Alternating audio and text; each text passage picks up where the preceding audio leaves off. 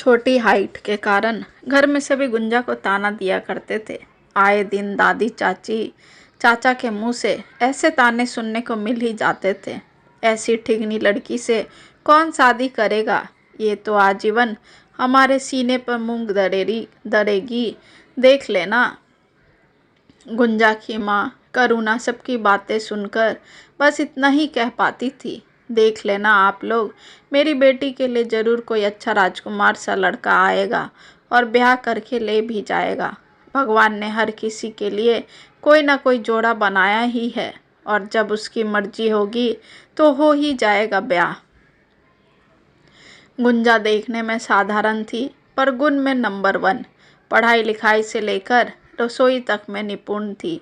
सबकी बातों से उसे दुख तो जरूर होता था, पर माँ का प्यार और विश्वास देखकर वो सब कुछ भूल जाती थी।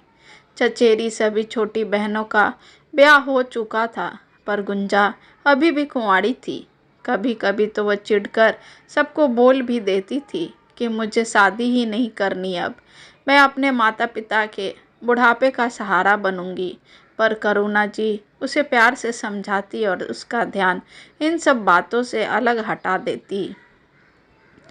पर एक बार दादाजी बहुत बीमार थे तो उसे देखने एक डॉक्टर आया जो हाल फिलहाल में अपना अस्पताल खोला था।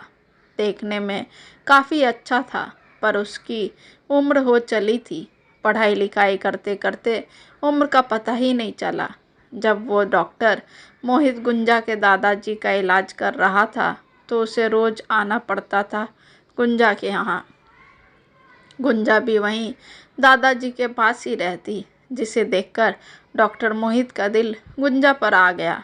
करीब 15 दिन लगातार डॉक्टर मोहित गुंजा के दादाजी को देखने आते रहे और डॉक्टर गुंजा की तरफ आकर्षित होते चले गए। गुंजा को भी डॉक्टर मोहित की आंखों में उसके लिए प्यार दिखने लगा था।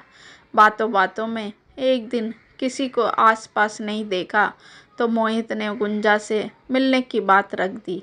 गुंजा भी मान गई। धीरे धीरे ये सिलसिला चलता रहा।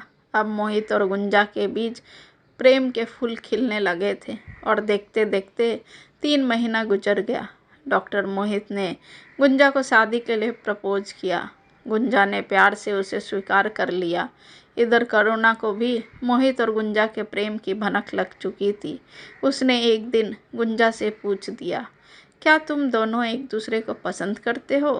गुंजा ने सिर हिलाकर अपनी सहमति दे दी। करुणा को भी मोहित बहुत पसंद आया क्योंकि उसमें लेस मात्र भी अहम नहीं था। दिल का भी अच्छा लड़का था, सबकी इज्जत करता था, इसलिए मोहित से साफ साफ बात करने के लिए सोची। गुंजा ने करुणा के कहने पर डॉक्टर मोहित को खाने पर बुलाया। मोहित भी पूरी तैयारी के साथ रात के खाने पर गुंजा के यहाँ आया। सारे परिवार वाले खाने के टेबल पर बैठे हुए थे। तभी मोहित उठकर गुंजा के पापा मम्मी के पास गया और कहा, पापा जी, मैं आपकी बेटी को पसंद करता हूँ और मैं उससे अपना जीवन साथी बनाना चाहता हूँ, अगर आप लोगों को कोई ऐतराज़ नहीं हो तो।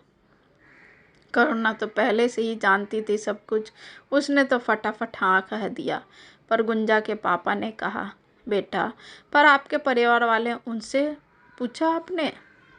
हाँ पापा जी, मैंने अपनी मम्मी पापा को पहले से ही सब कुछ बता दिया था। वो मेरी खुशी में ही अपनी खुशी देखते हैं, उन्हें कोई ऐतराज़ नहीं है।